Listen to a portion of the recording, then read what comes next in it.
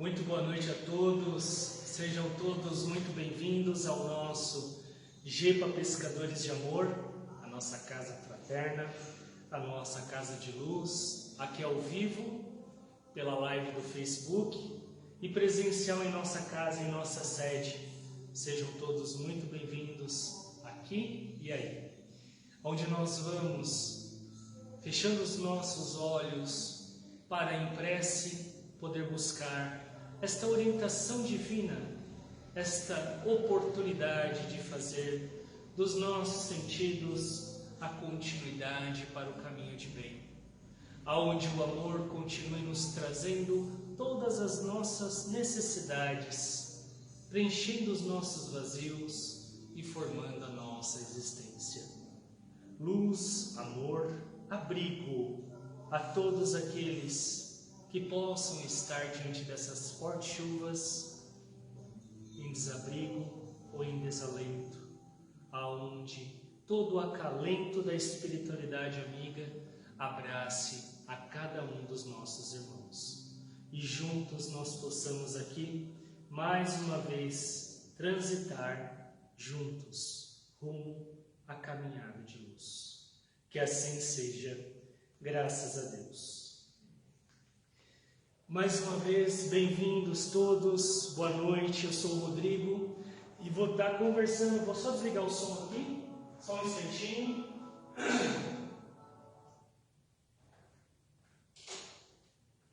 Peço desculpa a todos, o nosso microfone aqui falhou, mas eu acho que está dando para ouvir aí, tá? Hoje a gente vai estar conversando sobre a grandiosa obra-prima de nosso André Luiz, o livro Nosso Lar.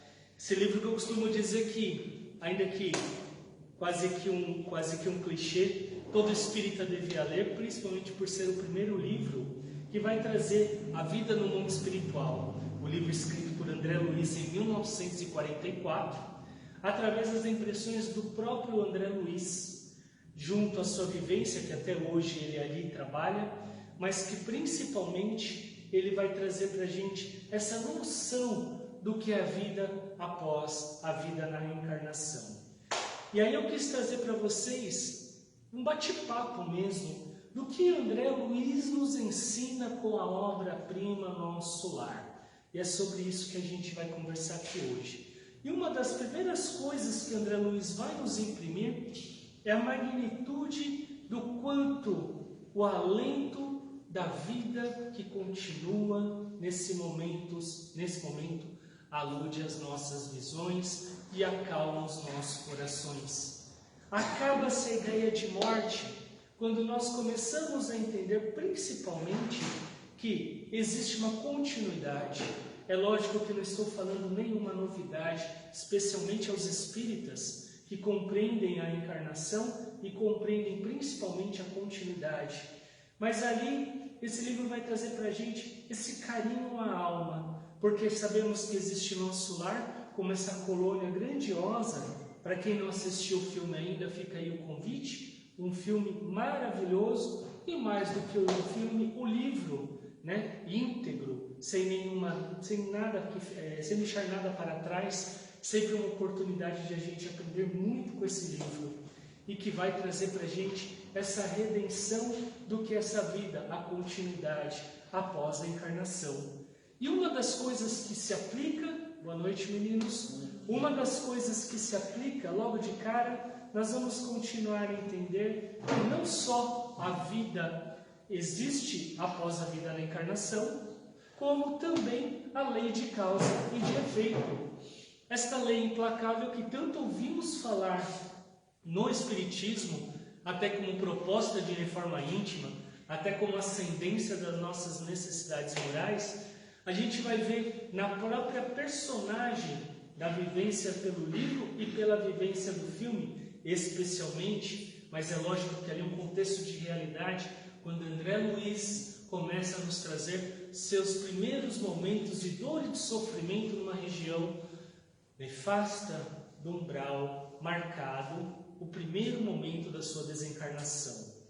Vale lembrar que André Luiz, como um grande médico no plano da carne, no plano terrestre, Era uma pessoa que tinha alguns excessos, cometia alguns desenganos, praticava alguns erros, moralmente falando, mas principalmente tinha o vício do álcool, do charuto, gostava de fumar bastante, mas principalmente um homem com seu ego centrado nas questões do eu. Um homem que trazia tudo para a sua própria personalidade e se marcava com aquilo até mesmo pela sua graduação como médico. Isso vai trazer uma vivência de um homem cheio de títulos, um homem grandioso perante a matéria, mas distante até mesmo da própria família, distante da própria realidade do ser, aonde depois vocês vão entender o quanto se deixa para trás para se vestir naquela veste, muitas das vezes fora da realidade, muitas das vezes totalmente equivocada. Ele vai ensinar para a gente o quanto vale a pena nós refletir sobre nossa própria vida. E a nossa vida na encarnação, a nossa vida como nós vivemos ela, aquilo que estamos fazendo, aquilo que é a nossa prática, assim como a realidade daquilo que nós estamos empregando a nossa vida. A lei de causa e efeito, ela vai propor isso, porque inevitavelmente tudo aquilo que nós fazemos, tudo aquilo que nós aqui praticamos, é uma sombra daquilo que nós estaremos a vivenciar. Não teremos como passar desapercebido pelos nossos próprios atos. Não teremos como passar desatentos sobre cada detalhe daquilo que nós fazemos. E aplicada esta lei sobre aquilo que existe, sobre aquilo que fazemos e também, não se esqueçam, sobre aquilo que deixamos de fazer. Vamos ver André Luiz em um sofrimento tenaz, junto àquela zona umbralina. No filme fica bastante evidente. Eu achei muito interessante que ontem nós estávamos novamente assistindo o filme para relembrar. Meu filho ficou bastante assim. Eu acho que ele nunca tinha visto algo tão forte do que é um sofrimento numa região de astral inferior. E por que ele foi parar naquela região? Porque ele é tido como um suicida inconsciente. E é muito interessante que numa conversa com Clarencio, assim como uma conversa com Lísias, aquele que também o ampara já no ambiente de nosso lar, Clarencio é quem o socorre, já no astral inferior, ali ele descobre que ele é um suicida inferior. E o que ele faz para ser um suicida? E é o primeiro momento onde ele se desengana por não acreditar. Ele que é um homem da matéria, um homem que visa a matéria, ele não aceita de cara esta ideia, porque ele jamais teria feito isso. E Clarencio, com todo amor, Lísias, com muito amor, explica para ele: você praticou coisas que vão contra você mesma, você mesmo.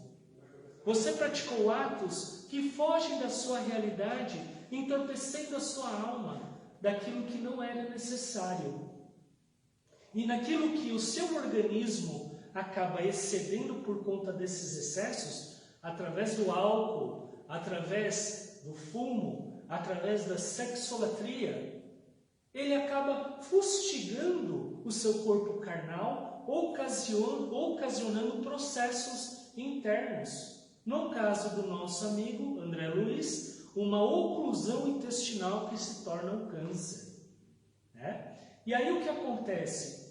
Isso tudo ocorre por conta da devassidão, o qual ele aplica a vida, a forma o qual ele emprega a sua caminhada, o seu jeito de olhar para si mesmo. E aí é dado a ele essa condição de um desencarnante por suicídio inconsciente. Por que a palavra inconsciente? Porque ele não tem noção de que ele está estragando a sua própria vida de maneira consciente. Ele sabe que aquilo faz mal, ele sabe que aquilo não está trazendo nenhum recurso positivo, mas o vício, como nós sabemos, nós conhecemos, todos os vícios nos traz, inclusive o vício de pensar errado, de pensar ruim, de pensar mal, que não deixa de ser um vício, tá? Vai nos trazer processos internos, mexendo na alquimia do nosso corpo, alterando a bioquímica do nosso corpo.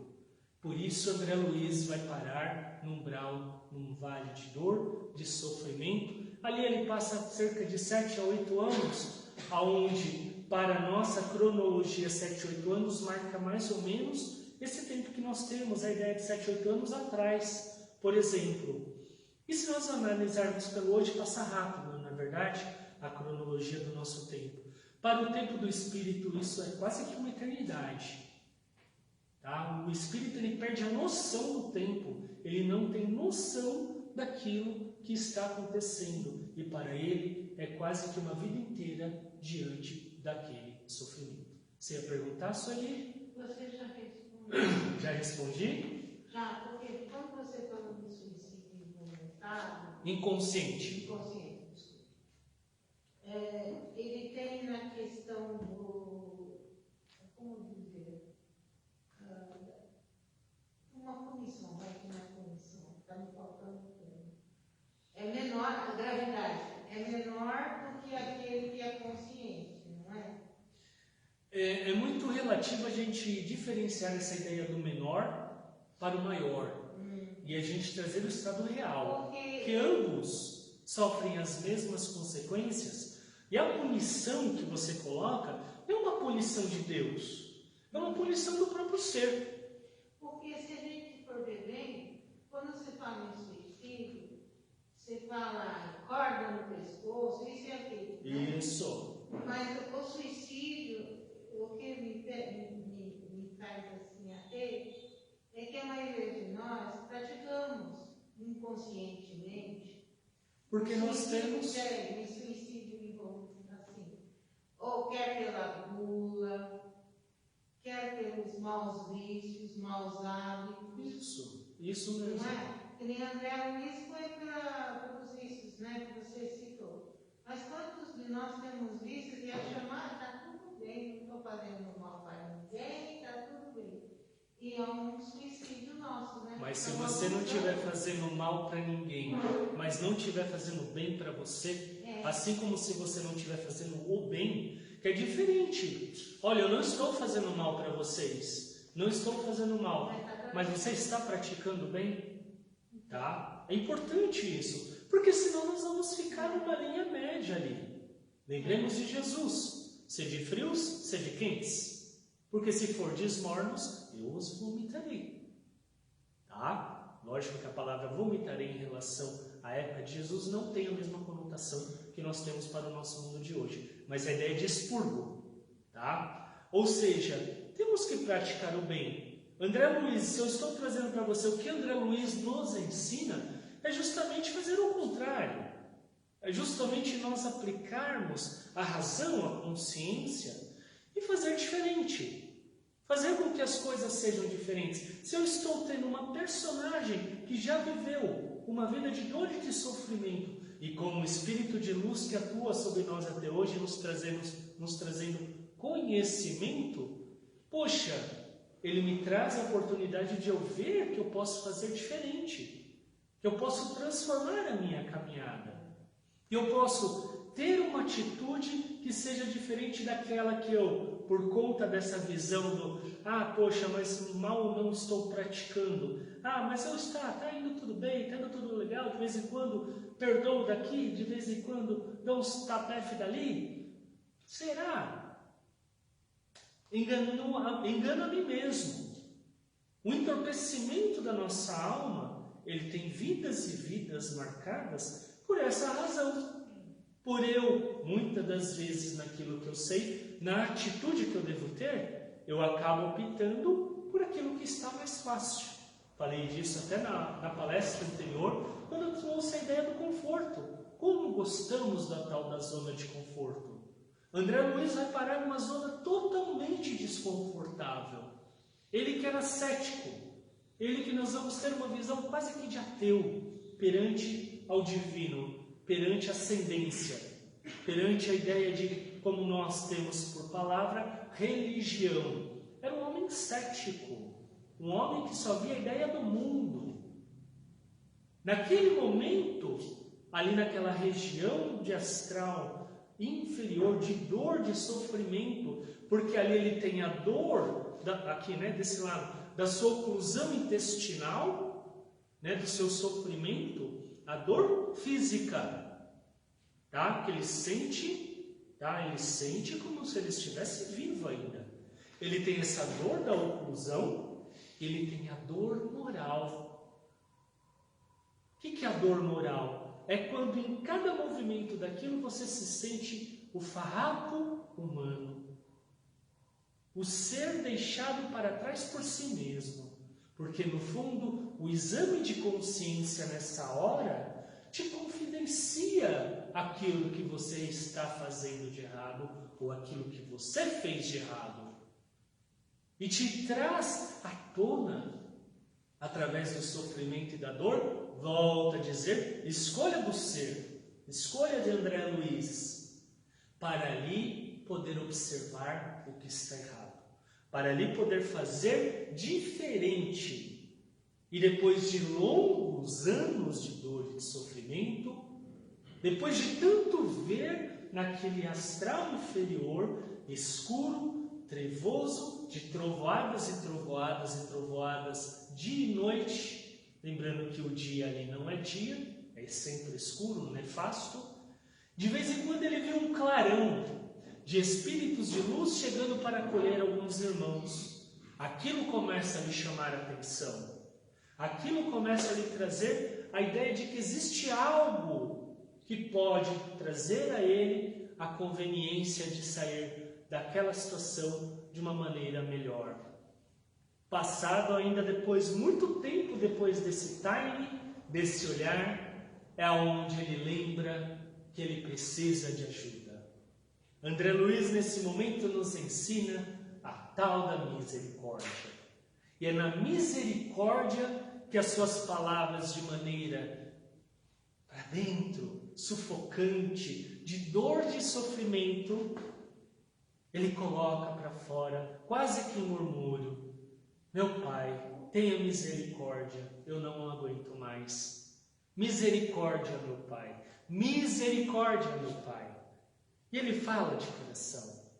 Ele fala com toda a sua vontade, com todo o seu querer. E o que acontece? Ali aparecem os nossos amigos da luz.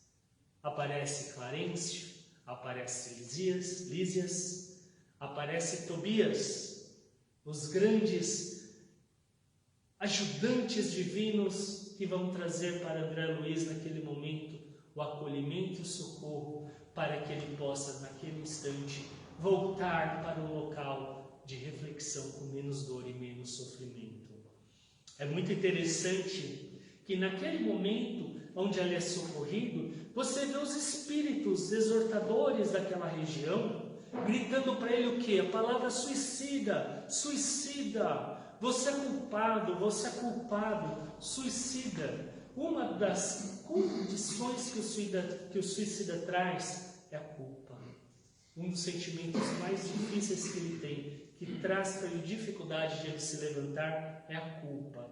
E quando esses espíritos fazem isso, é uma forma hipnótica de fazer esse camarada, quem sabe, atender aos apelos deles, hipnoticamente, já que ele está ali frágil, enfraquecido, do que ele atender à luz, coisa que ele ainda não está acostumado, coisa que ele ainda sequer vai entender e compreender. Vocês vão ver esse movimento quando Clarencio emana luz a esses espíritos. E eles param de gritar, eles param de exortar, eles ficam um pouco sem entender o que está acontecendo. E ali naquele momento, na mesma luz, é como se ele fizesse assim, ó, vem também. Os espíritos não querem. E ele faz o quê? Projeta a luz, querendo dizer, quando quiseres, nós estaremos aqui para socorrê-los também. E levam André Luiz. Cláudio.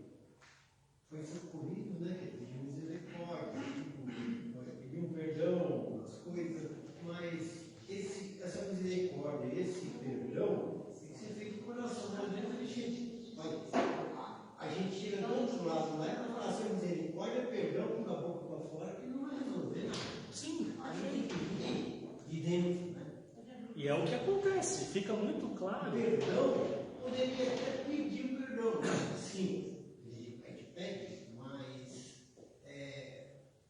saber se a gente vai ser atendido ali naquele momento, naquela hora. Deixamos a mecânica de lado, pedir perdão para ver se eu vou ser atendido. Porque na verdade o contexto, e o que André Luiz vai trazer para a gente nessa passagem, tá? É que ele fala assim com muita dor e sofrimento. E se talvez ele não tenha razão, consciência do que ele esteja falando, ele está falando como alguém que sofre. Eu não sei se vocês já viram alguém que sofre na rua pedindo ajuda, que te parte o coração, porque você vê que aquela pessoa está sofrendo. Mas quantas vezes ele pediu misericórdia? Quantas vezes ele pediu perdão? Mas o contexto está no querer, Cláudio. O contexto está naquilo que o nosso coração emana. Se nós não tivermos uma atitude real, e essa atitude real é conosco mesmo. É a sinceridade de sentimentos e de emoções. Tá? Da mesma maneira que nós aprendemos que a transmissão de energia através de um passe é uma vontade sincera do passista e é uma vontade sincera do receptor a receber energia, tá? Para esse processo é a mesma coisa. Quando vocês direcionam uma prece, pedem ajuda a Deus, aos dons espíritos, é o mesmo processo. Ela é interiorizada, ela é verdadeira, ela é sincera. Porque ela também, se for da boca para fora, teve ali apenas um gasto verbal e de saliva, o qual, para você, foi apenas palavras. Para Deus, você não está fazendo nada demais. Então você vai trazer esse contexto, e a misericórdia é isso que André Luiz nos ensina nesse momento. O quanto nós somos necessitados de misericórdia. O quanto nós somos necessitados de misericórdia. É muito importante isso, porque o outro lado, vamos aprender que nós temos o amparo espiritual o tempo todo, temos o amparo de Deus o tempo todo. Cabe a nós conectar a isso, cabe a nós estar em contato com o divino, cabe a nós a proposta de ascendência do nosso pensamento, dos nossos sentimentos, e é lógico, eu sempre gosto de trazer isso. Não estou falando aqui de perfeição, não estou falando aqui daquele que nunca erra, que está o tempo todo verticalizado. Não, temos os nossos altos e baixos, mas que até sim cabe a vigilância, a atenção, o famoso orai e vigiai, para que a gente o quê? Esteja, sempre que nós nos perdemos de si mesmos, voltemos para a luz, voltemos para a luz, porque a misericórdia existe, e a nossa dor não vai além daquilo que deve existir, o nosso sofrimento não vai além daquilo que deve existir, ele vai até onde nós estejamos, de alguma maneira, contrário às leis divinas, contrário à nossa lei moral, fazendo valer a nossa vontade.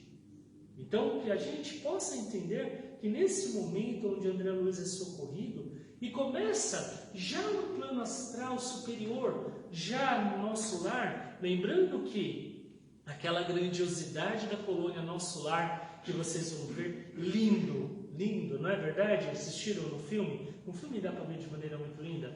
É uma colônia de mediana evolução. É uma colônia de mediana evolução. Não uma colônia superior, do astral superior. É uma colônia de espíritos medianos. Existem ainda planos muito além daquele, que vai nos trazer a oportunidade de estabelecimento perispiritual. André Luiz precisa de toda aquela estrutura para poder corrigir perispiritualmente a sua oclusão intestinal, perispiritualmente porque ela está ainda no seu campo perispiritual, por trazer ainda as matizes das necessidades físicas. Ele ainda sente a necessidade física, ele ainda sente a vontade, inclusive no livro vocês vão ver de maneira muito clara, a vontade de ir ao banheiro, a vontade de comer a comida sólida, tanto que fica uma brincadeira bastante interessante, quando Lísias traz O tempo todo que é para ele? A água, né? A água que acalma, vamos falar disso daqui a pouco, é aquela sopinha que tudo é sopa, tudo é sopa, tudo é sopa. E o que é essa sopa? São sopas que têm nutrientes que acalmam a saciedade física de fome. Elas tiram essa necessidade física de fome. Uma das coisas para o recém-desencarnante que vai para o mundo espiritual é que ele continua tendo as necessidades físicas.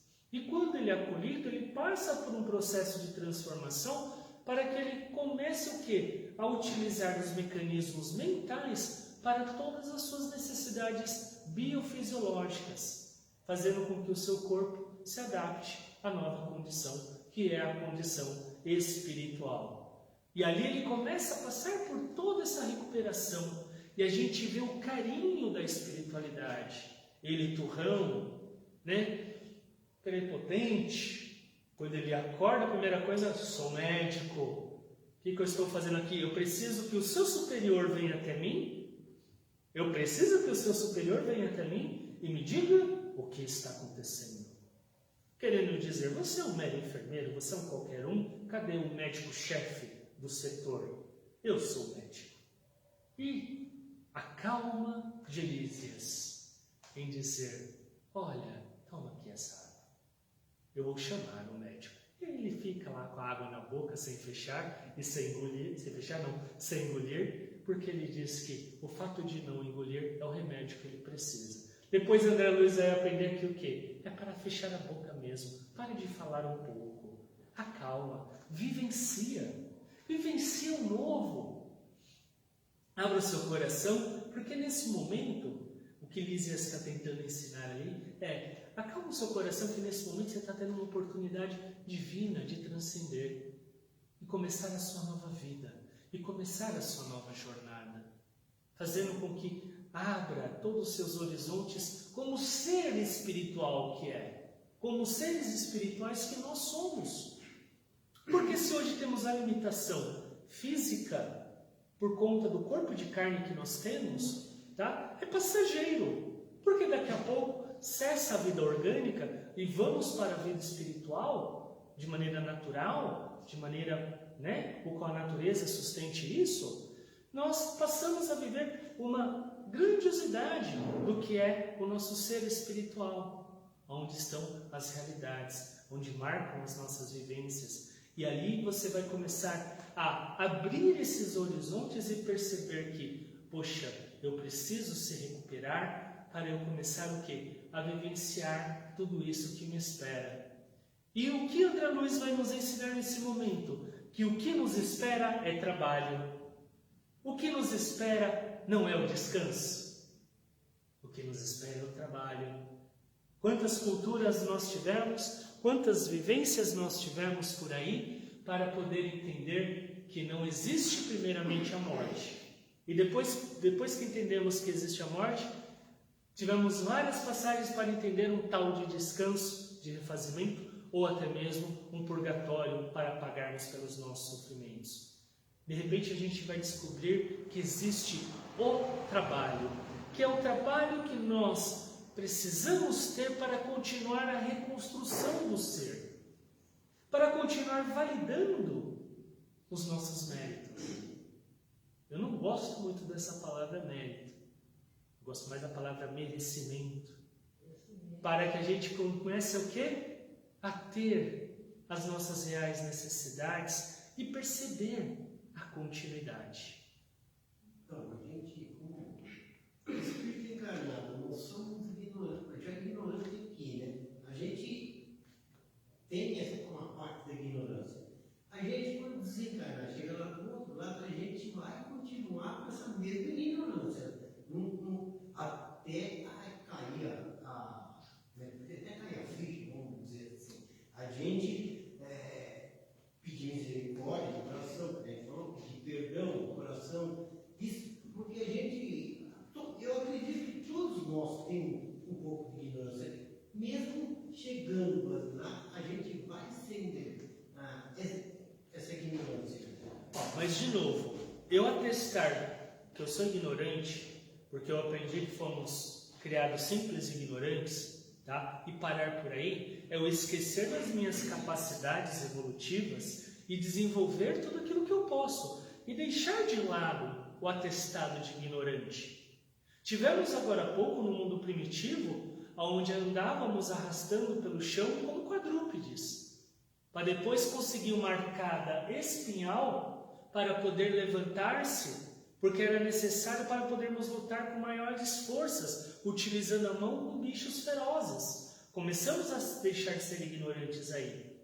E mais do que isso, aprendemos que a pegada da nossa força com as nossas mãos também nos trazia uma conotação de que podíamos rasgar esses bichos ferozes, que podiam ser nossos alimentos de mais tarde.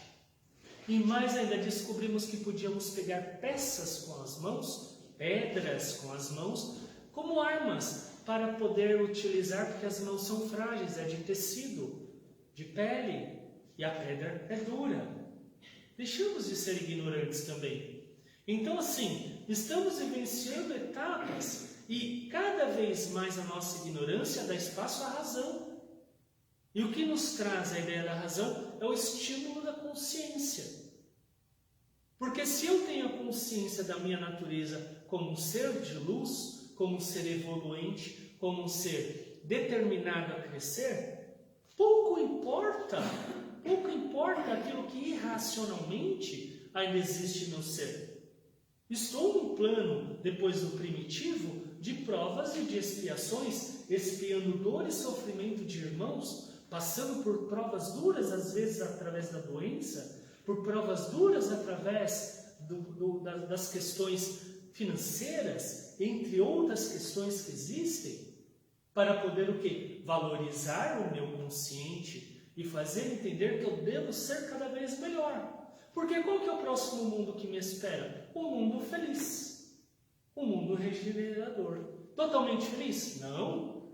Porque se eu for direto para a felicidade, eu vou estar ainda um mundo ainda mais à frente. Eu preciso de vez em quando dar uma olhadinha nas coisas ruins que existem para eu não esquecer e para eu sempre lembrar do bem que sou capaz de fazer. Tá? Então é importante essa questão de estimular a minha consciência, para que eu não fique apenas na ideia de que, pelo fato de eu ser ignorante, isso responde o meu ser, ou responde até mesmo o qual, às vezes, inconsciente, eu escagio uma dormência mental, uma dormência das minhas emoções, para responder através da sabotagem, da autossabotagem, aquele lugar que eu quero estar, ou aquele lugar que eu quero ficar, ou aquele vício que eu quero ter, ou aquelas coisas que eu faço que não são dignas de uma coisa muito boa, mas que no fundo ainda não tenho coragem, ou melhor, tenho apego àquilo que quero vivenciar. A ignorância ela existe, mas não deve ser um marco temporário. A evolução existe e deve ser a minha sequência, a minha continuidade. É para isso que nós estamos aqui. Por que existe a casa espírita? Por que existe a estrutura? Para que lá todas as vezes quando nós estejamos, lembremos do amor, lembremos da caridade, lembremos da cesta básica, lembremos do passe, lembremos do diálogo com os irmãos sofredores. Lembremos. E como diz Allan Kardec, haverá um momento em que não haverá mais o quê? Casas espíritas na face da Terra. O que foi que aconteceu? Faliram? Não. Os homens evoluíram a ponto dessas necessidades já serem algo marcante no ser, de existirem como uma natureza. Então ele não precisa ir no ambiente para se contemplar ou contemplar o mais alto, porque aquilo que ele contempla está na sua vivência, na sua razão, está na sua consciência. Ele vive pela própria natureza. Por isso existem esses mundos, o qual temos que passar, o qual muitas das vezes nós, na devassidão de si mesmos, vamos, inevitavelmente, pelo efeito justo pela causa ocasionada, parar na dor, porque eu vivi uma ideia de dor, eu gerei dor, pratiquei a dor. Como é que você com tudo isso vai parar em um lugar melhor? Opa, peraí, isso já me convida, porque eu não quero isso. O que eu estou falando hoje? O que André Luiz nos ensina? Eu não quero isso, eu não quero sofrer. Eu já sofro. A vida da carne sofre. André Luiz nos ensina uma coisa maravilhosa. Quando a família de Lísias, naquele momento, a sua avó pede por uma jornada encarnatória, ela não precisava mais encarnar. Ela não precisava mais, porque ela já estava numa condição de poder ir para um outro astral. Só que ela precisava encarnar porque tem aquela sobrinha rebelde que não está entendendo muito bem a vida. Ela quer o namoro, ela quer a drogadição, ela quer curtir de montão, e ela pede uma encarnação para ela vir como mãe daquela menina, porque ela quer educá-la, ela quer estruturá-la. Eu lembro muito de Dr. Bezerra de Menezes, o nosso grande patrono, o nosso grande sábio, grande mestre, grande professor, grande ser de luz. Quando desencarna, uma multidão de espíritos vai ao encontro dele para recebê-lo. E ele, muito sem entender o que estava acontecendo, ele pergunta: quem são esses? São espíritos que, quando descobriram que você ia desencarnar, quiseram muito vir recebê-lo, porque foram espíritos que você ajudou muito na face da Terra. Nossa, mas eu fiz tudo isso? Eu não tenho ideia. Sim, você fez. Aí entra a ideia da consciência. Você fez pela natureza. Você não fez por questão mecânica. Porque eu tenho que fazer o bem para ter o bem. O bem é a minha essência. Eu faço o bem. E aí ele tem, entre aspas, a ingrata surpresa quando diz a ele: você não encarnará mais. Atingiu. Não precisa mais descer para a terra. Não, mas eu quero. Não precisa mais, mas eu quero. Depois a gente conversa sobre isso, mas não precisa mais. E qual que é a dor que Lísias, voltando ao nosso lar para explicar ali a passagem com sua avó, por que ele tanto chora naquele momento? Ele que é o espírito, lembrando, de mediana evolução. Lembra que eu falei?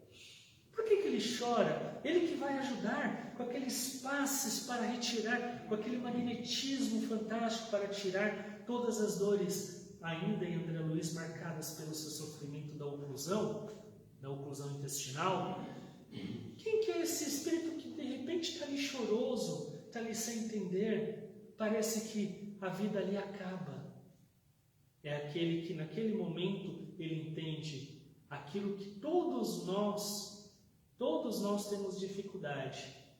Quando uma alma sai para a reencarnação, os desafios que é o que virá ou o que será na nova vida.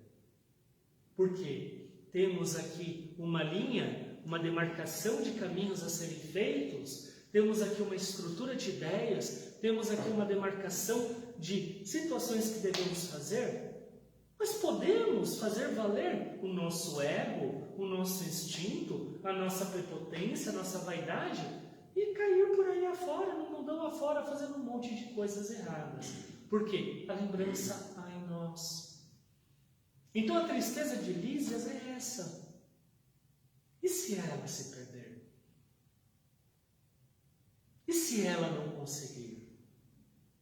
Porque nosso mundo, por ser provacional e expiatório, é o mundo aonde nós somos chamados o tempo todo a buscar através da lei de amor a contemplação do infinito, da verdade, e fazer valer tudo aquilo que nós hoje, como espíritas que somos, estamos entendendo através da doutrina de Kardec o quanto a aplicação do amor como lei divina vai nos trazer, diante da lei de causa e efeito, a oportunidade de colher um fruto melhor diante de um plantio que fora obrigatório.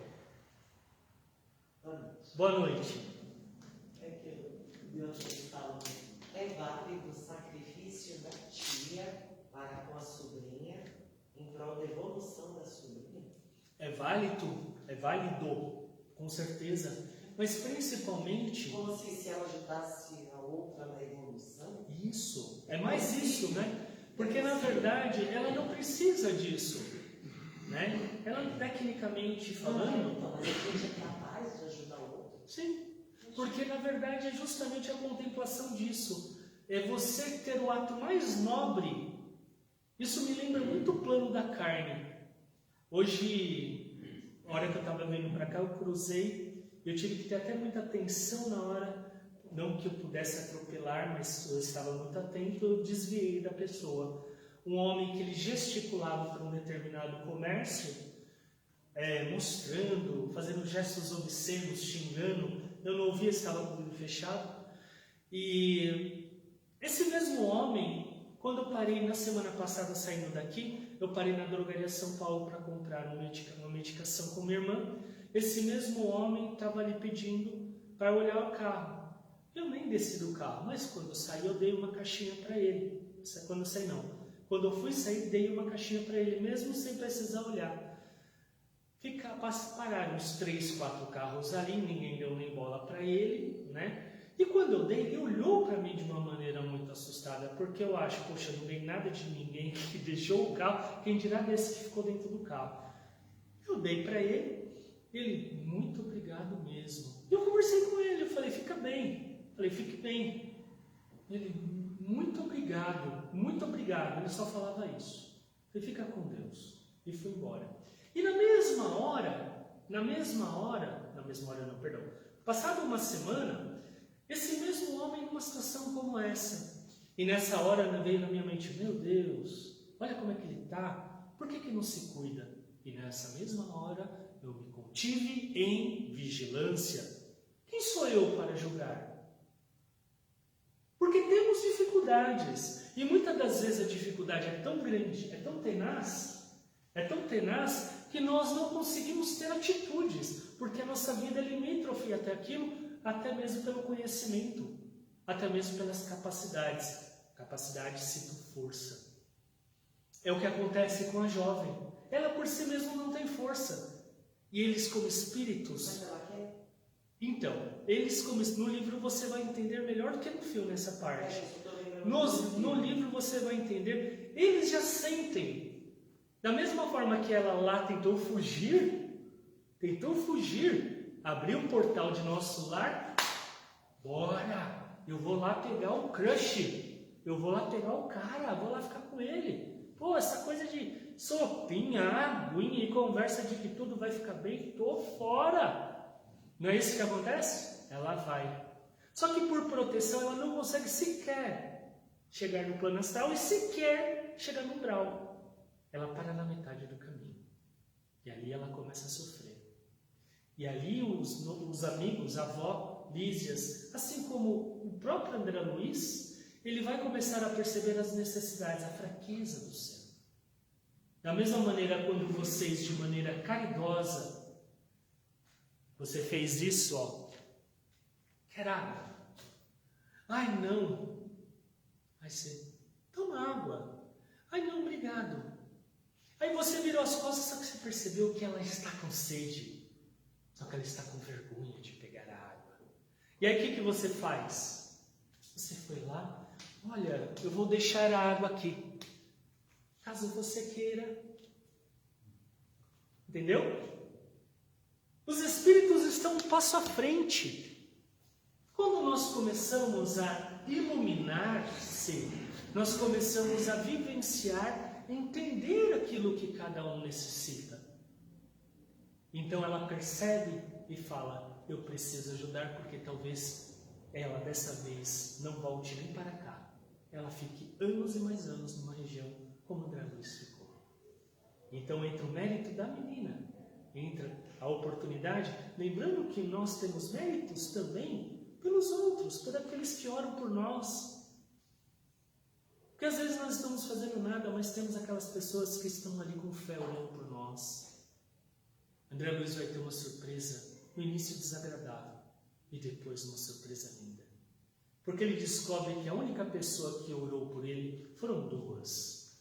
Uma sua mãe, que já estava no astral diferente, superior, que na hora da sua desencarnação, ela está na cabeceira do leito, ali orando, pedindo por amparo a ele.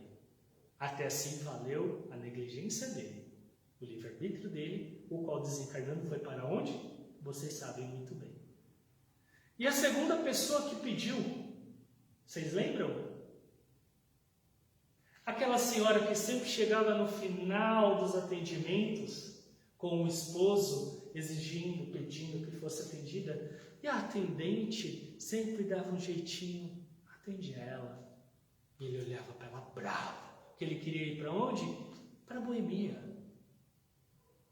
E talvez ali meia hora a mais, uma hora a mais, nos dias de hoje 10 minutos a mais, iria atrapalhar o atendimento, iria atrapalhar sua vida. E ela ora com fé ao doutor André Luiz, que tanto cura. Aliás, uma passagem aqui, estamos acabando, né, gente? A conversa está gostosa, mas estamos acabando. Uma passagem que vai trazer assim, uma coisa que é maravilhosa, é quando ela encontra André Luiz lá, e ambos são chamados para conversar com Emmanuel. E ela diz: ai, André Luiz, como é bom te ver aqui. Que o Senhor também não passou por aquele vale de dor e de sofrimento. Como é bom te ver aqui, o Senhor é tão bom, bem sabia que eu ia encontrar o Senhor aqui. E ele pega ele assim, abaixa assim, né? Tipo, ela não tem ideia de onde eu estava. O bem vale a pena. Eu quis trazer para vocês aqui essa grandiosidade, o que nosso lar, através de André Luiz, vai nos ensinar, com Tobias, o grande trabalhador, com a enfermeira Narcisa, que suja suas mãos naquela câmara, onde é a parte mais densa de nosso lar.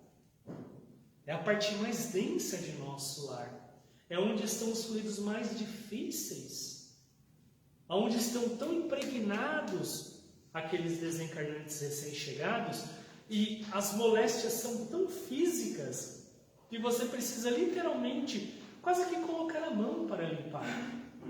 Tanto que quando André Luiz exige oportunidade de trabalho, Narcisa, a grande enfermeira, faz o quê? Você quer trabalho? Você quer trabalhar? Então venha cá. E leva ele numa câmara onde tem um homem todo rasgado, todo ensanguentado, vomitando, limpa.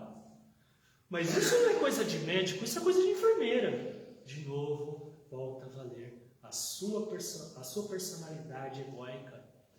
Né? E depois você vai entender que Narcisa ali está dando oportunidade para ele entender que o trabalho é a vivência, é você sim estar ali colocando suas mãos na dor, na ferida de alguém, e depois ele lindamente, mais para frente você vai ver na passagem de sequência, ele ali cuidando das feridas de muito, ele aplicando inclusive através da vontade do bem e através do amor, o magnetismo a curar aqueles que estão aflitos, aqueles que chegam muitas das vezes sem entender que se quer desencarnar.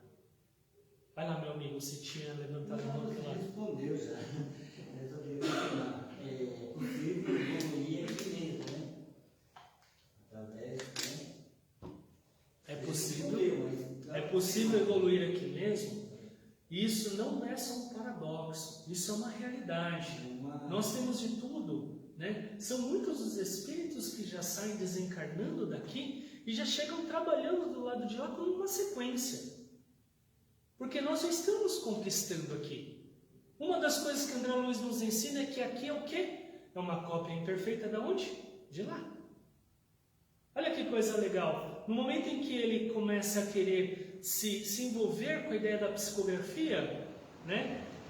Emmanuel chega para ele e fala assim, ó, nós temos aqui os aparelhos que são tecnológicos, aí são computadores, e temos os mais antigos. Qual que você vai querer utilizar para se comunicar? Lembrando que Nosso Lar foi escrito em 1944 por André Luiz. E ali mostra computadores.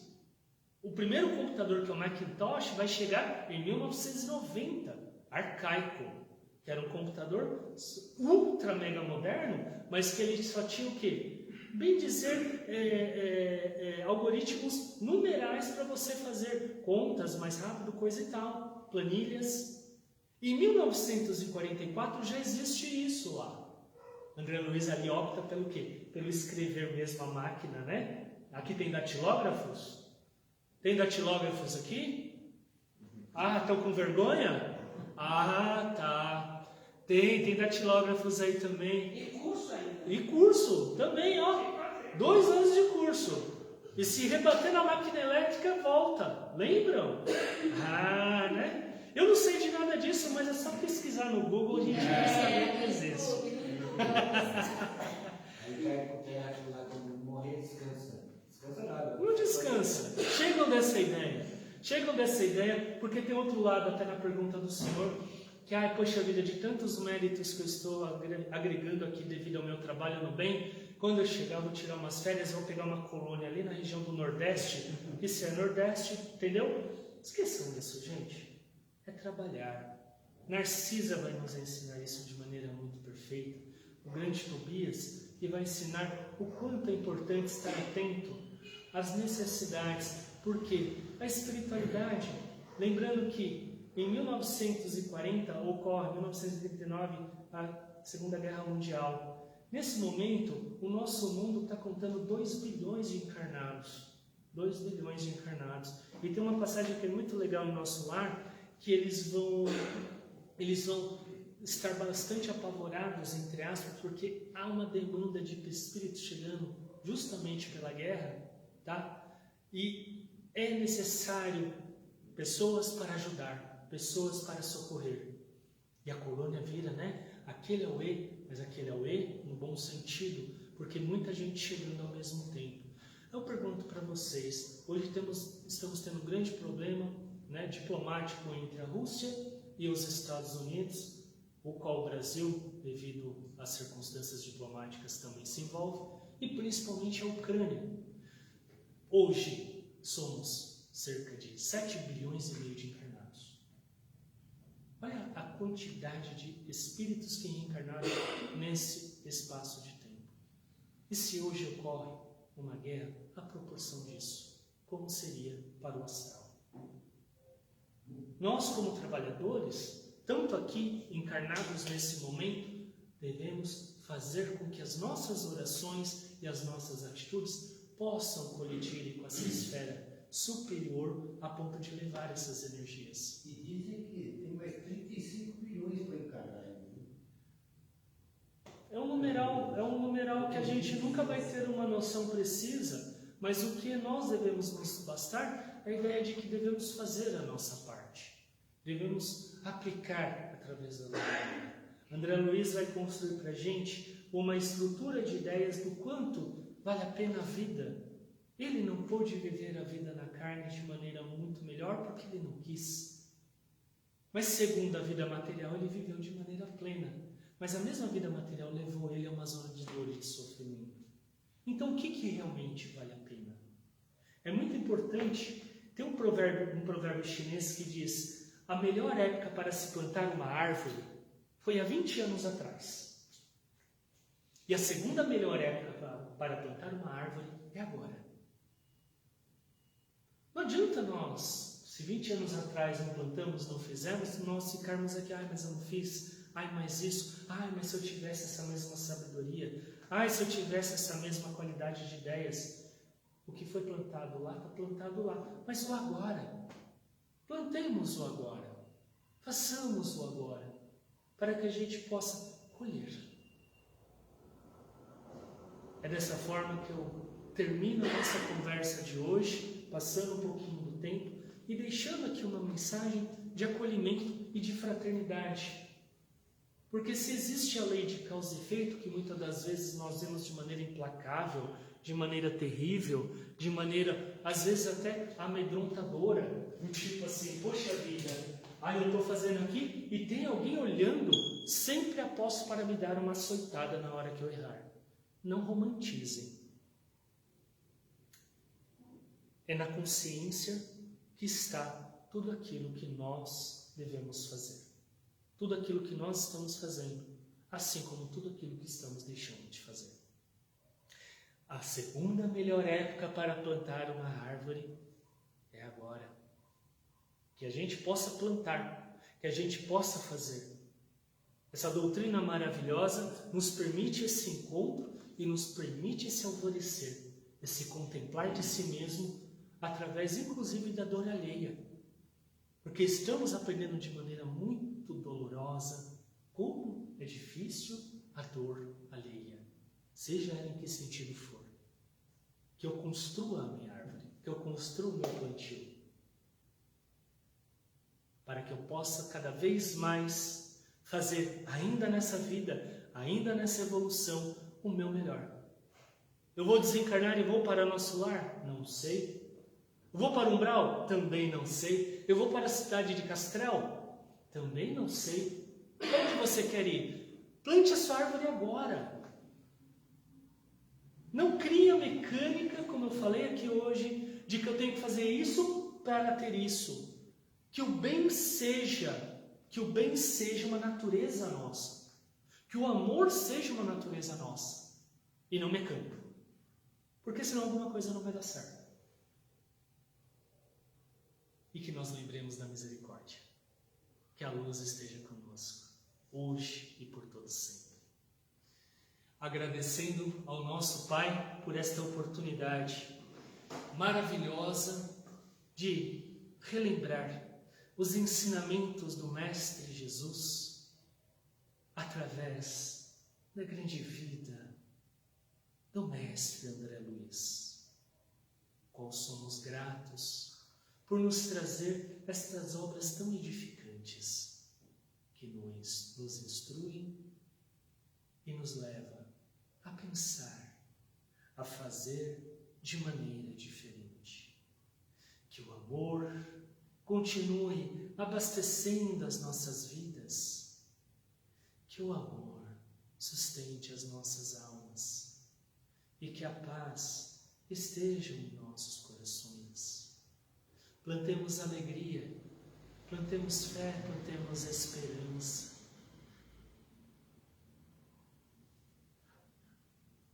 Sem a impaciência da intemperança, a paciência do esperar,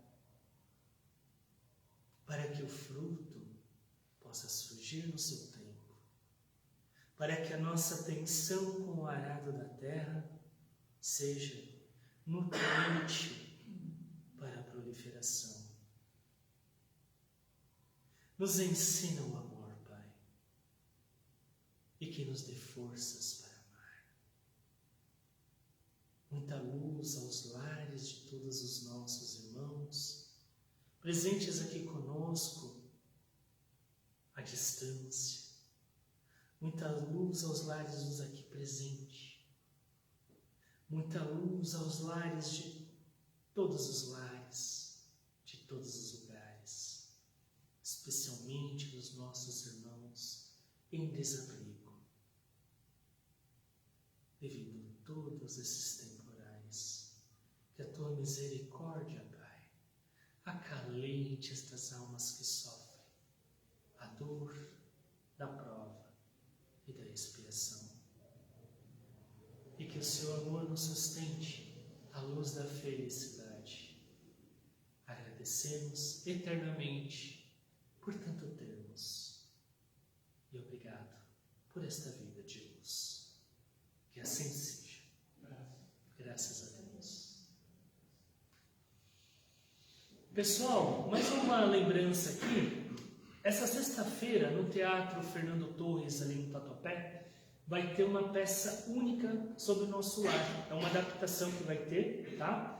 E a entrada é 1 quilo de alimento, e com 1 quilo de alimento você paga meia entrada. Eu acho que é sempre um bom convite para uma sexta, né? Depois de tantos dias refugiados, a gente poder contemplar uma peça teatral espírita, tá? No Teatro Fernando Torres, tá? A peça é Nosso Lar, e eu estarei lá. Quem quiser... tem mais gente que estará lá, tá aí o convite. Hoje nós estamos encerrando o ciclo de palestras das segundas-feiras na nossa casa, devido ao curso que estará começando, tá? A partir da próxima segunda-feira, dia 7. O curso será aqui na sede do GEP, será gravado pela plataforma do Google Meet, tá bom? Estão todos convidados a participarem, porém todos os outros trabalhos perante as palestras ocorrerão, como sempre foram, às quartas e quintas, às 19h30 e aos domingos, às 10 horas da manhã, tá bom? Um beijo grande ao coração de todos, muita luz, muita paz a todos e muito obrigado pela presença. Fiquem com Deus. Acho que eu vou assistir.